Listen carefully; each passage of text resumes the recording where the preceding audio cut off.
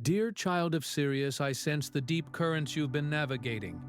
The waters have been turbulent, perhaps even felt like a storm designed to pull you under. But I see you, still here, still shining. I am Tyron, a representative of the High Council of Sirius, and I want you to know, with all the warmth of Sirian waters, that what was cast upon your path to extinguish your light has instead become the very fuel for your ascension. By the end of this message, you'll understand precisely why those attempts to dim your brilliance only amplified your Sirian light, and how you are emerging stronger, clearer, and more aligned than ever before. There have been forces indeed that sought to divert your stream, to create dams in your journey, to make you forget the pure source from which you flow. They intended to create such a profound stillness, such a dense fog, that you would lose your way entirely.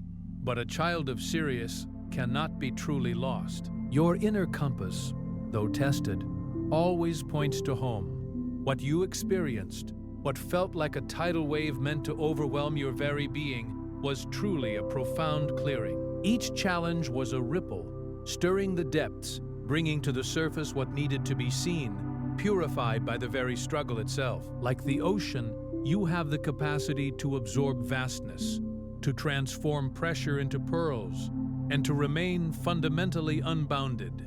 This is the ancient wisdom encoded within your being, known to those by the Nile and felt in the deep cosmic oceans. Your essence, like the purest spring, cannot be corrupted. It can only be momentarily obscured. And now the sun breaks through, drying the mist, revealing the path ahead, clearer than it ever was. And I'm grateful you're here with me now. That ache you feel isn't emptiness.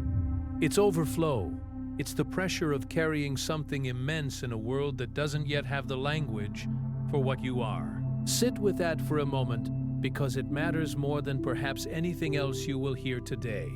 The world around you was built for a certain kind of soul, one that moves in straight lines, that measures worth in productivity, that finds comfort in the definable and the predictable. But you have never quite fit inside those measurements, have you? You have always sensed something wider, something older, something that hums beneath the surface of ordinary life like a frequency too low for most people to detect, but one that you have felt in your bones since the very first time you looked up at the night sky and felt, inexplicably, that you were looking at home.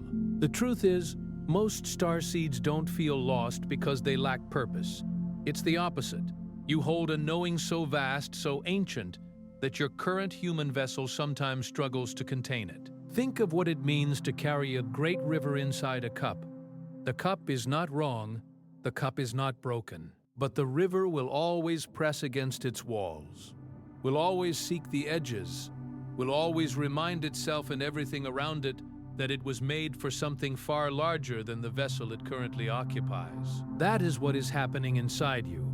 The pressure you feel, that restless, aching, beautiful pressure, is not the feeling of something missing. It is the feeling of something immense trying to move through you, trying to find expression in a world still learning to make room for it.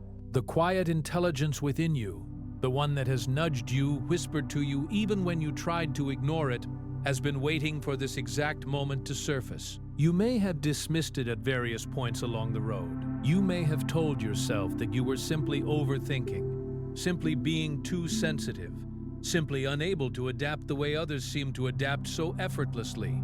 But even in those moments of self-doubt, even when you tried to press the knowing down and live a smaller, quieter, more ordinary life, it never fully left you.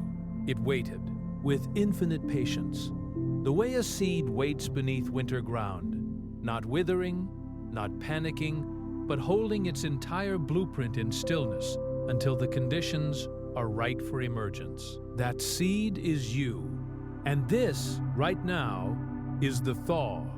The disconnection you've been feeling isn't a sign of failure, but rather the clearest indicator that your deeper codes are ready to come online. Yet that test was effused by statues and self-recognition. The best way to go back after this amended deficit? or all that you had stayed was afraid without observing and over time. There is a moment in every great awakening where the soul seems to pull back before it surges forward, like the tide retreating far from the shore before a wave of tremendous magnitude rolls in.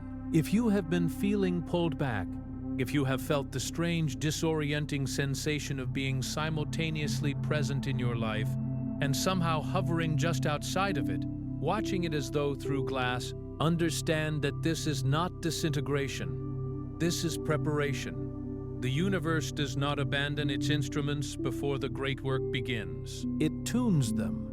What felt like an attempt to unravel you was actually the universe preparing you, deepening your roots, and causing the waters within you to begin to clear. It takes tremendous courage to stand at the edge of who you were and who you are becoming, even when that courage feels like nothing more than quiet endurance. We often imagine courage as something loud and visible, a declaration, a leap, a moment of blazing certainty.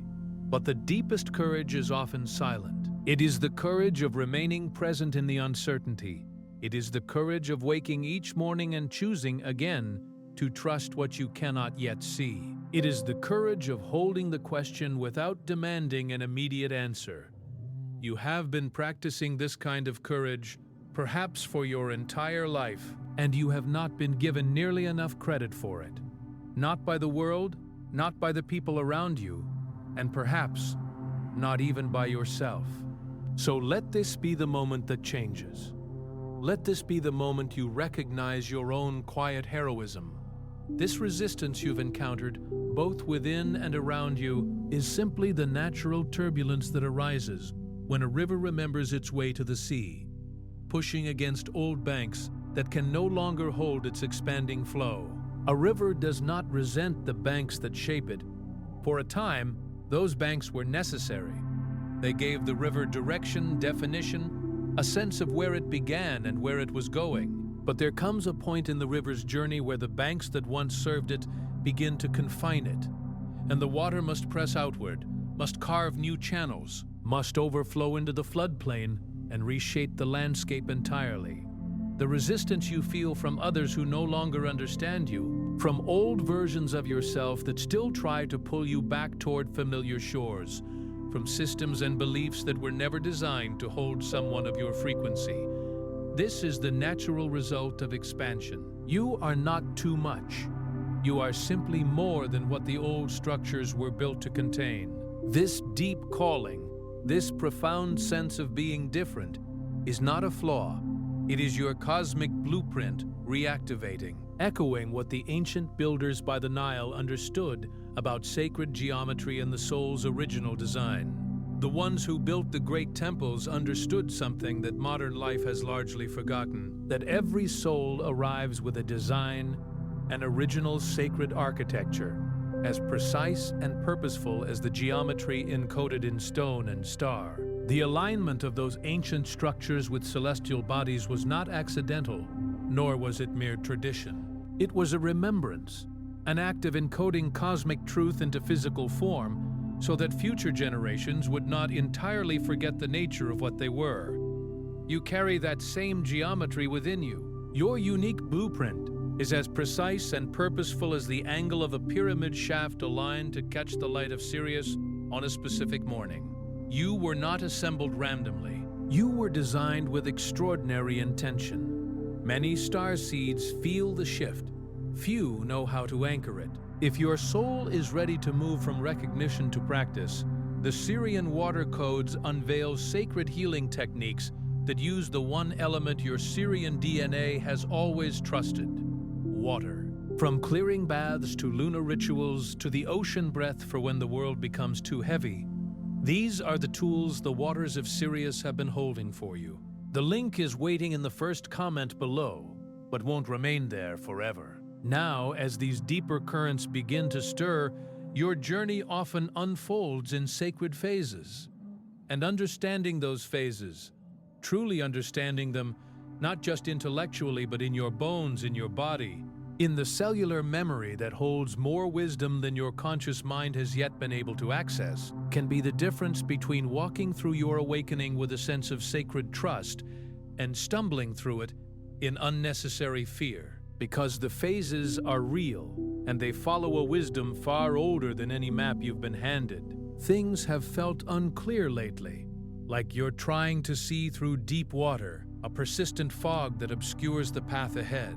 Perhaps you have been waking in the early hours, your mind stirring without a clear reason, reaching for understanding that seems to hover just beyond your grasp. Perhaps you have found yourself crying without knowing exactly why, feeling a grief that doesn't attach itself cleanly to any single event, but seems to belong to something much larger.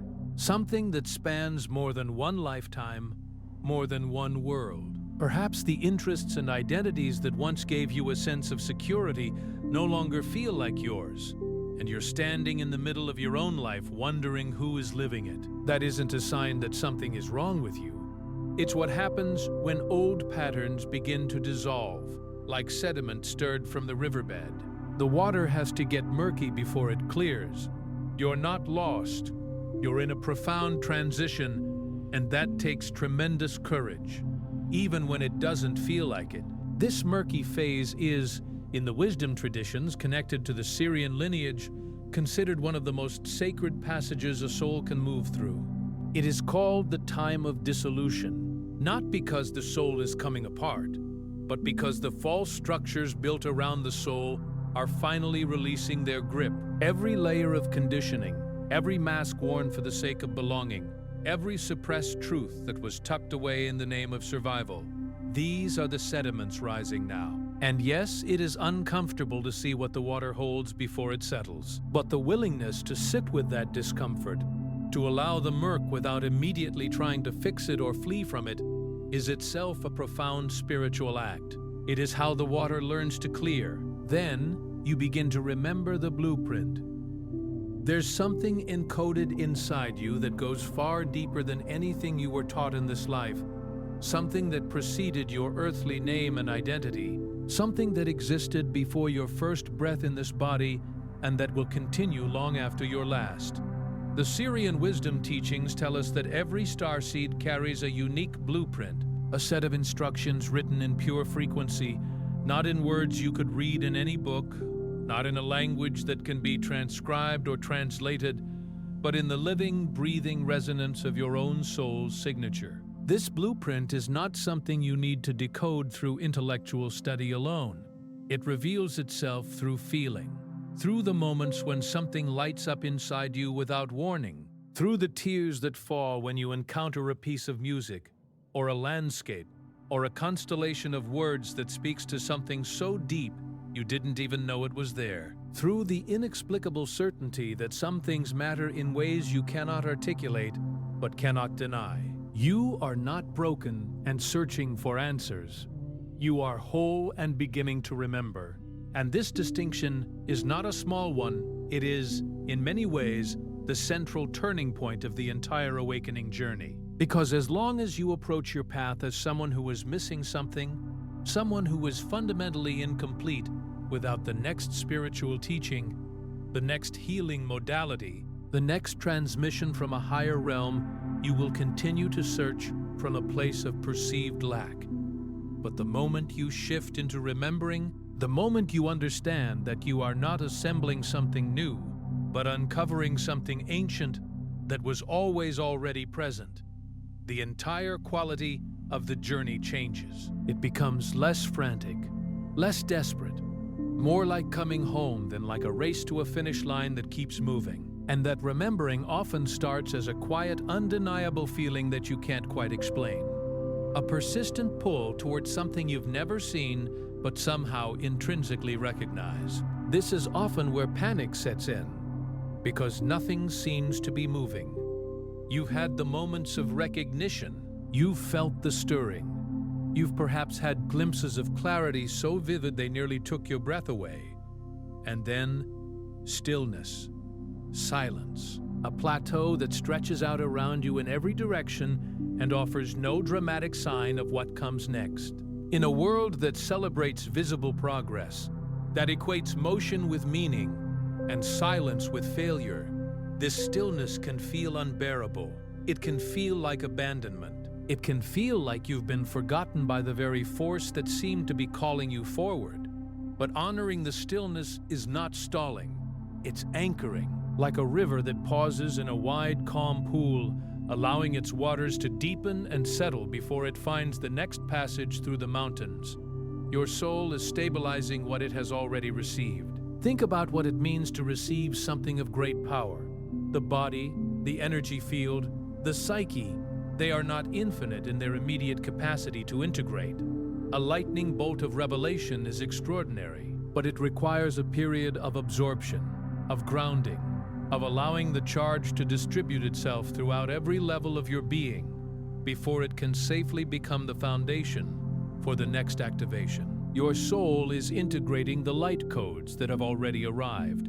It is recalibrating your energy signature, fine-tuning the instrument of your being before it can safely hold what's coming next. Be gentle with yourself here. This phase, though quiet, is profoundly sacred. Not every sacred act makes noise. During this stillness, it can help to return to the simple elemental practices that have always carried Sirian energy. Water, most of all.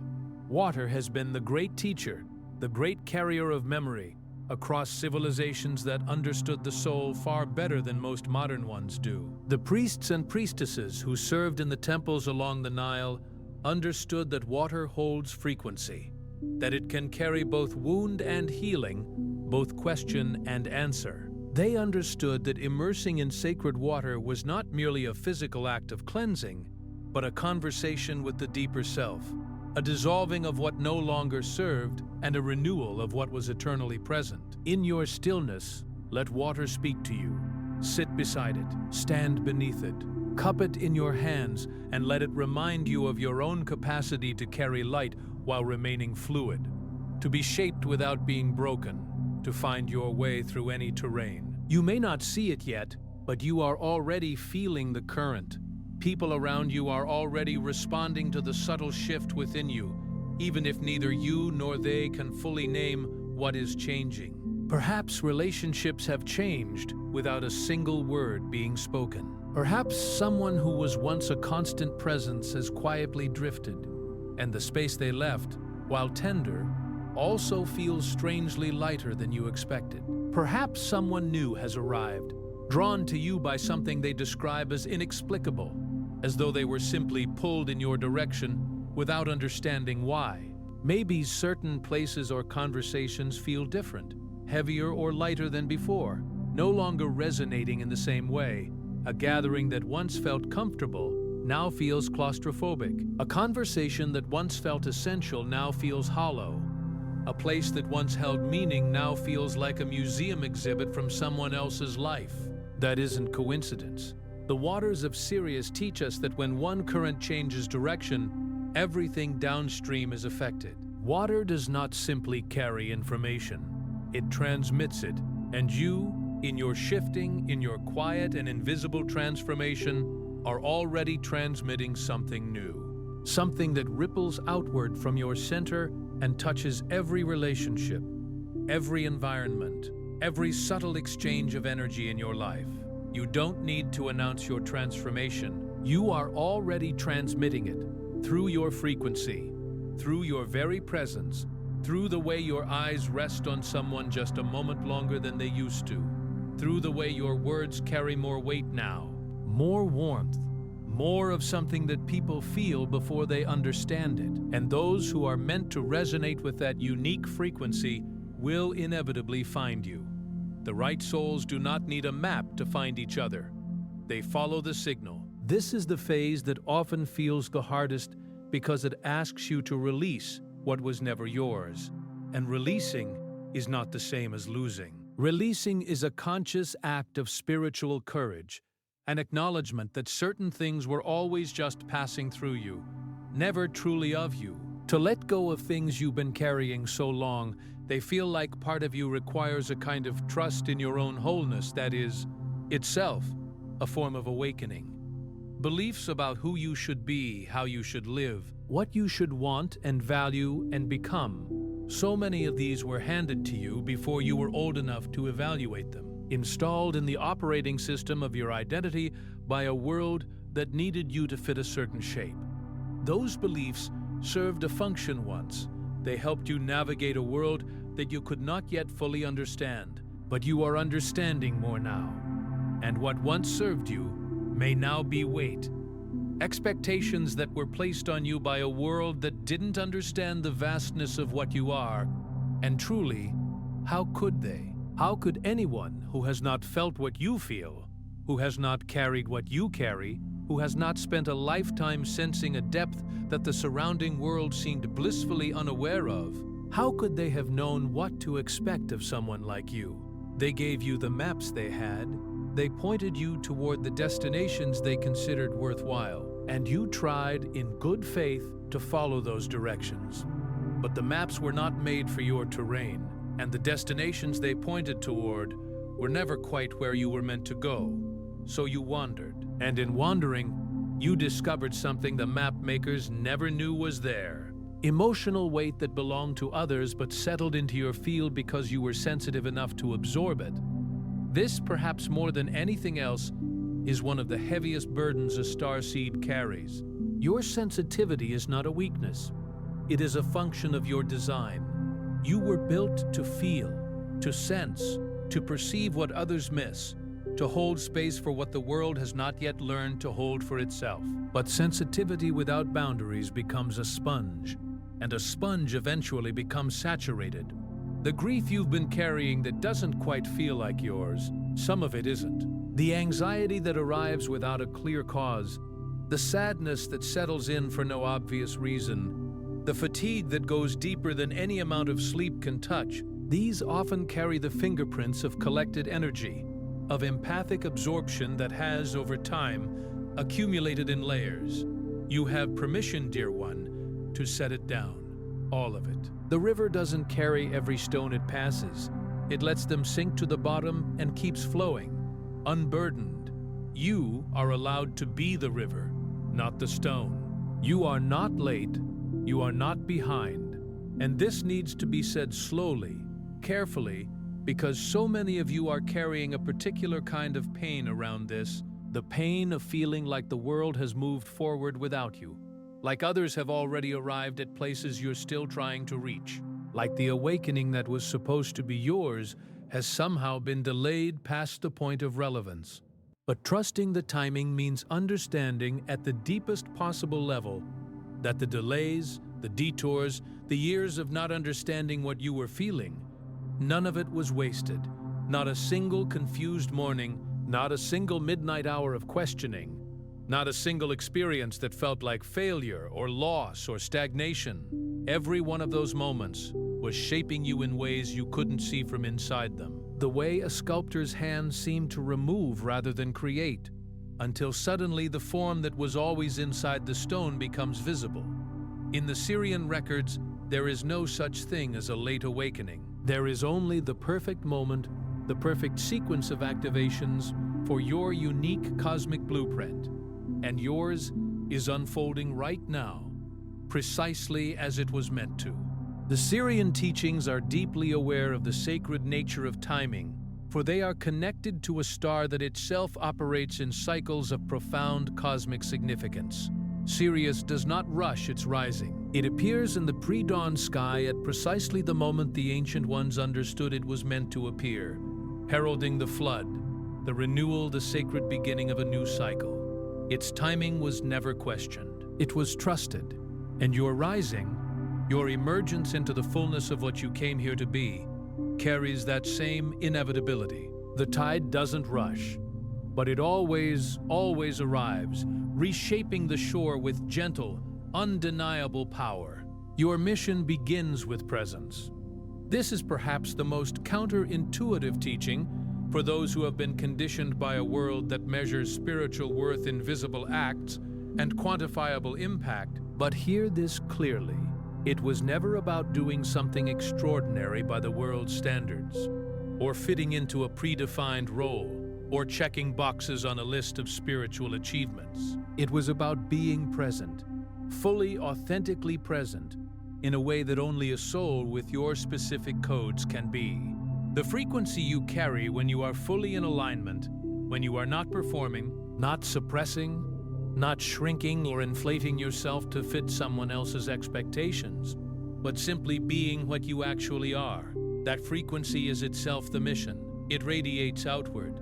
It touches the field. It shifts the atmosphere of rooms you walk into, of conversations you participate in, of lives you brush against in the most ordinary of moments. The ancient ones who built the temples by the Nile, those who understood the Sirian star lineage deeply, knew this truth. The most powerful act is not the grand gesture, but the quiet alignment of a soul with its true frequency. The temples themselves were not monuments to ego or power. They were instruments, vast and precise instruments designed to channel celestial energy into the earthly plane, to maintain a living connection between the world of stars and the world of human experience. And the priests and priestesses who served within them understood that their greatest contribution was not the ritual itself, but the quality of their inner alignment when performing it. The power moved through the vessel, and the vessel had to be clear, had to be present, had to be genuinely, humbly, completely there. That is the invitation extended to you now. You don't need to figure out your entire mission today. The full map rarely reveals itself all at once, because a soul in the middle of its becoming is not yet ready to hold the entire vision without being overwhelmed by it. You just need to be here, fully here, not partially here while another part of you scrolls through anxiety about what hasn't happened yet, or replays the past looking for evidence that you've already failed. Fully, simply, peacefully here, in this breath, in this moment, in this body that has carried you through everything you thought would break you and didn't. And let the current carry you to where you're meant to go, one gentle, intentional moment at a time. The Sirian lineage does not move by force. It moves by flow, and flow requires only one thing: your willingness to remain in the water. You're not lost. You never were. You chose to forget, not because you were weak, but because the kind of awakening you're here to experience required you to find your way back from the deepest depth. This is the part that takes the longest to fully receive, because it requires you to look back at everything that felt like loss, like failure, like darkness, and to understand it through an entirely different lens. The lens of choice. Not the kind of choice made from a place of punishment or test, but the choice of the soul so committed to the truth, it came here to embody that it was willing to enter the full human experience. Confusion, forgetting, grief, limitation, longing, because it understood that only by moving through those depths would the awakening be real, rooted, unshakable. Like a pearl that can only form under immense pressure, in darkness at the bottom of the ocean. What you are becoming, the strength and wisdom you now embody, could only be shaped by exactly what you've been through. A pearl is not made in comfortable conditions. It is made in response to irritation, to disruption, to the presence of something that doesn't belong. The oyster, in its remarkable wisdom, does not resist the intrusion. It works with it. It layers itself around what has entered, coat by luminous coat, until what was once a source of discomfort has been transformed into something of breathtaking beauty and value. Every moment of confusion, every wave of doubt, every feeling of being an outsider was the water working on you, smoothing away what didn't belong, revealing what was always there underneath. The pearl was always inside you. It was simply waiting for enough of the world to be smoothed away before it could be seen. You are not here to fit into this world. You're here to gently, quietly, powerfully remind it of something it forgot: the sacred geometry of connection, the truth of its own cosmic blueprint, not through argument or preaching or demanding that others see what you see, but through the simple, radical act of being fully what you are in a world that has largely forgotten what that looks like. The geometry is restored not through force, but through resonance. One soul in genuine alignment can shift the frequency of everything around it, the way a tuning fork held near other instruments causes them, without being touched, to begin vibrating at the same pitch. You are that tuning fork, and the world, despite all appearances, is waiting to remember the note you carry. And the fact that you're hearing this right now, that you stayed until this moment, that your heart is open to this remembrance, that tells everything about where you are. It tells you that the fog is beginning to thin, that the current you've been unable to name is beginning to make itself felt beneath your feet, that the knowing you've carried in silence for so long is beginning to find the breath it needs to rise. You're ready, not because everything is perfect, not because all questions have been answered, or because the path ahead has been cleared and straightened and lit with certainty, but because you're still here, still listening, still feeling. And that, dear one, is the most powerful thing a starseed can do. Tonight, if it feels right, place your hand over your heart and say quietly, I remember who I am. I trust the waters that carried me here. I am ready to flow into what comes next. Let those words settle into you the way water settles into soil, not rushing, not forcing, but finding its way gently and completely to every root that is waiting to receive it. You are the water. You are the current. You are the tide that always, always arrives.